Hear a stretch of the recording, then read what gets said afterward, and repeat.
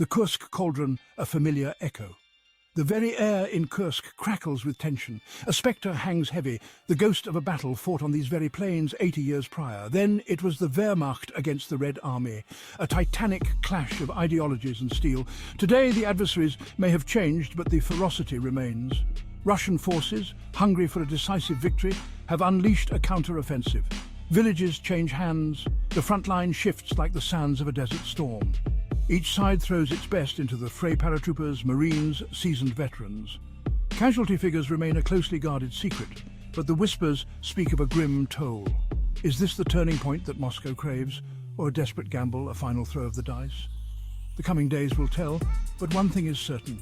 Kursk, once again, holds the fate of a nation in its soil. The world watches a high-stakes game. The Russia-Ukraine war is not confined to the trenches and battlefields. It is a global chess match, played on the grandest stage. Every move reverberates across continents. In Washington and London, pronouncements of unwavering support for Ukraine are met with skepticism in the global south. Weapons flow westward, but so too do whispers of discontent over the economic fallout of sanctions. China, ever the pragmatist, sees opportunity in chaos. Their peace plan, met with suspicion in the West, gains traction elsewhere. Turkey, straddling a geopolitical tightrope, plays mediator, seeking advantage in the wreckage. The stakes are impossibly high. A misstep, a miscalculation, could tip the scales from a regional conflict to a global conflagration.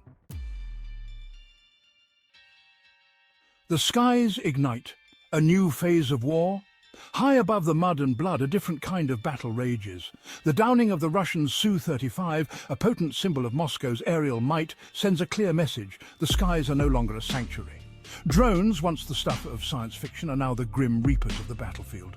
Cheap, expendable and terrifyingly effective, they rewrite the rules of engagement. Missiles streak across borders, turning infrastructure to rubble in the blink of an eye. The West wrestles with a dilemma: arm Ukraine with long-range missiles, potentially escalating the conflict, or stand by as Russian bombs rain down. It is a choice with no easy answers, a moral tightrope walk on the edge of a precipice. The invisible battleground crushing Russia's economy. The clang of swords and the roar of artillery are only the most visible aspects of this conflict. In the shadows, a different kind of war is being waged. A silent, insidious struggle for economic dominance. Sanctions, once seen as a blunt instrument, are now honed to a razor's edge.